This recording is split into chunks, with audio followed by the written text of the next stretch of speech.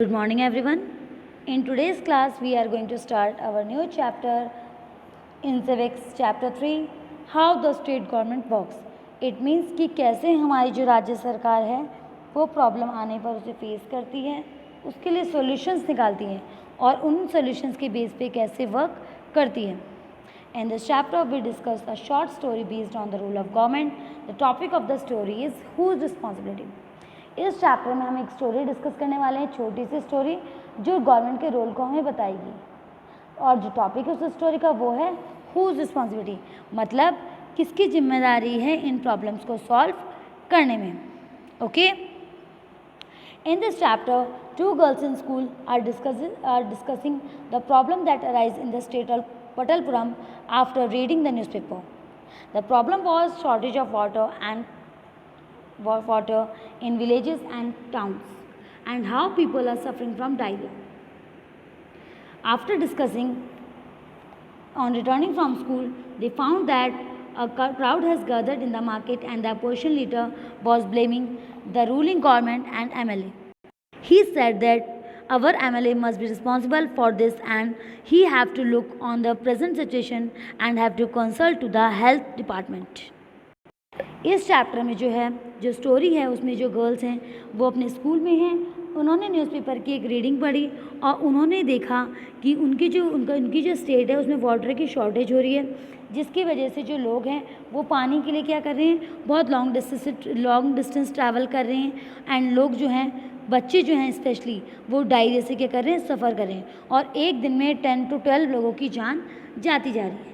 तो जब वो स्कूल से लौट रही थी तो उन्होंने देखा कि जो क्राउड था वो कहाँ गैदर हो गया, मतलब भीड़ लगी हुई थी मार्केट एरिया में. तो उन्होंने देखा कि वहाँ पे जो अपोजिशन पार्टी का लीडर था वो क्या कर रहा था, रूलिंग पार्टी को क्या कर रहा था, ब्लेम कर रहा था. और साथ ही एमएलए को ब्लेम कर रहा था कि वो इसके लिए रिस्पॉन्सिबल है और उसे इस मैटर पे देख के क्या करना होगा, जो पब्लिक हेल्थ डिपार्टमेंट है उससे क्या करना पड़ेगा, कंसल्ट करना पड़ेगा, उससे बात करनी पड़ेगी और इस प्रॉब्लम का सोल्यूशन निकालना होगा. Okay. Now the topic arises, who is MLA? Member of legislative assembly that are elected by the people and form government. MLA का मतलब है कि वो मेंबर लेजिस्लेटिव असेंबली का जिसको हम लोग चुनते हैं, इलेक्ट करते हैं और वो गवर्नमेंट बनाता है और साथ ही साथ वो पीपल को रिप्रेजेंट करता है. ओके. जब हम इन एमएलएस को चुनते हैं तो ये एमएलएस क्या करते हैं, अपनी सरकार को बनाते हैं और इस तरीके से ये पीपल को रिप्रेजेंट करते हैं. अगर हम इंडिया की बात करें तो लेजिस्लेटिव असेंबली जो है, ठीक है, उसमें हर एक स्टेट क्या है, डिफरेंट एरियाज़ में डिवाइड है, यानी कॉन्स्टिट्यूएंसीज़ में. कॉन्स्टिट्यूएंसी का मतलब है it refers to that wards और electoral divisions that are divided for holding elections. Constituency का मतलब है वो वार्ड्स और वो इलेक्टोरल डिविजन्स, ठीक है, जिनको डिवाइड किया गया है इलेक्शंस करवाने के लिए. ठीक है. जैसे कि यहाँ पे आपको एग्जांपल दे रखा है कि हिमाचल प्रदेश में जो है 68 असेंबली कॉन्स्टिट्यूएंसीज थी, ठीक है, और पीपल जो थे उनका जो रिप्रेजेंटेटिव था, हर एक कॉन्स्टिट्यूएंसी के लिए एक रिप्रेजेंटेटिव को क्या करना था, हमें चुनना था. ठीक है. तो इसी तरीके से बेटा क्या होता है कि जब कोई भी कॉन्स्टिट्यूएंसी होती है तो हर एक कॉन्स्टिट्यूएंसी, जैसे आप अगर हम अपने उत्तराखंड की बात करें तो हमारे उत्तराखंड में भी काफ़ी सारी कॉन्स्टिट्यूएंसीज होंगी. ठीक है. उसी तरीके से यहाँ पे हिमाचल प्रदेश का जो एग्जांपल दिया गया था इसमें 68 कॉन्स्टिट्यूएंसी थी और हर एक कॉन्स्टिट्यूएंसी के लिए क्या चाहिए था, एक एमएलए चाहिए था, यानी member of legislative assembly. Okay. Now next topic is majority and opposition. Majority means when a party won more than half member of constituencies in a state, it is called majority.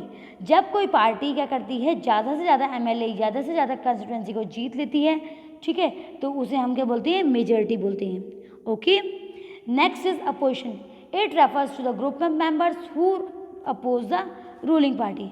और opposition का मतलब है वो group of members जो क्या करते हैं, ruling party को क्या करते हैं, अपोज करते हैं, उन्हें हम क्या बोलते हैं, अपोजिशन. यानी मेजॉरिटी के जो अपोज करने वाले जो मेंबर्स होंगे उनको अपोजिशन कहा जाएगा और जिस पार्टी से वो बिलोंग करते होंगे उसको बोला जाएगा अपोजिशन पार्टी. जैसे कि आपने देखा होगा कि बीजेपी है हमारी कंट्री में, ठीक है, एंड दूसरी कौन सी है, कांग्रेस है। इसके अलावा और पार्टीज़ हैं, लेकिन मेन ये दो पार्टीज़ हैं, ठीक है। तो जो मेजॉरिटी है अभी के जो इलेक्शंस हुए हमारे, उसमें हमारे कौन सी सरकार जीती है, बीजेपी जीती है। तो जो बीजेपी होगी वो क्या होगी, मेजॉरिटी वाली पार्टी होगी। और जैसे कांग्रेस है जो उनको हर मामले में, हर प्रॉब्लम में उनको अपोज करते हैं, उनको ब्लेम डालते हैं, वो कौन सी पार्टी होगी, अपोजिशन पार्टी होगी। Okay students, next is a debate in legislative assembly, कि किस तरीके से लेजिस्लेटिव असेंबली जब होती है उनमें डिबेट्स की जाती हैं और किस तरीके से क्या किया जाता है, मिनिस्टर्स बनाए जाते हैं, एंड साथ ही साथ अगर कोई प्रॉब्लम है तो उसके लिए कैसे सॉल्यूशंस निकाले जाते हैं। ओके,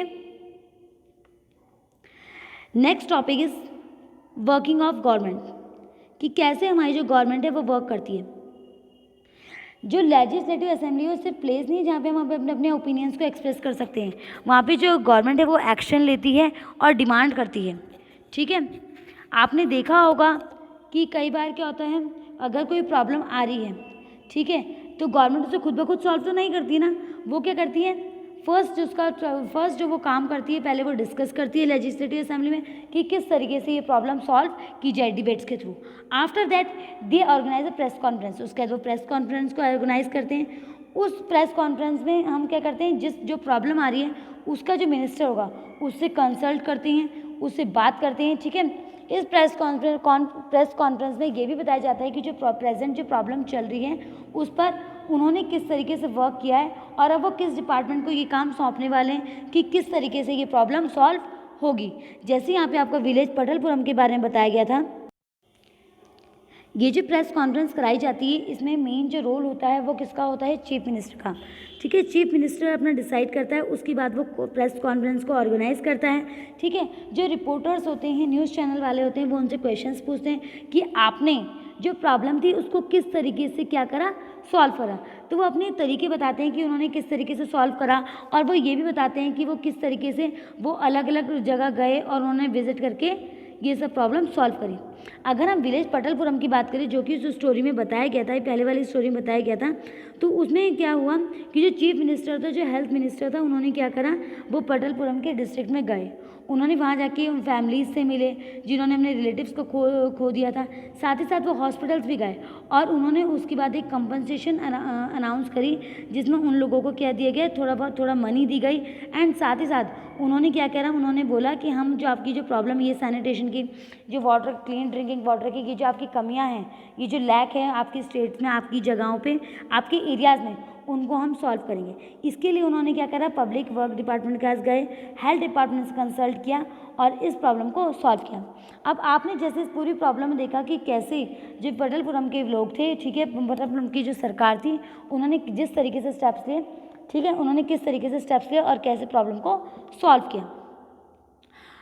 उसी तरीके से अगर कोई भी प्रॉब्लम आती है तो हर स्टेट की जो गवर्नमेंट है वो अपने जो प्रॉब्लम्स होती है उनको, उन पर क्या करती है, उन पर एक्शन लेती है। जैसे आपने देखा होगा अभी जो कोरोना वायरस का टाइम चल रहा है, तो हमारी जो उत्तराखंड की सरकार है, यानी यहाँ की जो गवर्नमेंट है वो क्या कर रही है, उन्होंने सैटरडे संडे क्या रखा है, ऑफ रखा है, ठीक है, ताकि क्या हो, लोग, क्योंकि देखो और दिन तो लोग वर्क करने जाते हैं, अपना काम करते हैं, लेकिन सैटरडे एंड संडे क्या होता है, लोग फ्री होते हैं, एंड ज़्यादातर संडे तो लोग बिल्कुल फ्री होते हैं क्योंकि लोगों के पास कोई काम नहीं होता है, तो लोग क्या करते हैं, एक जगह से दूसरी जगह ट्रैवल करते हैं, कोई अपने रिलेटिव्स के घर जाते हैं, कोई कहीं जाते हैं, ठीक है।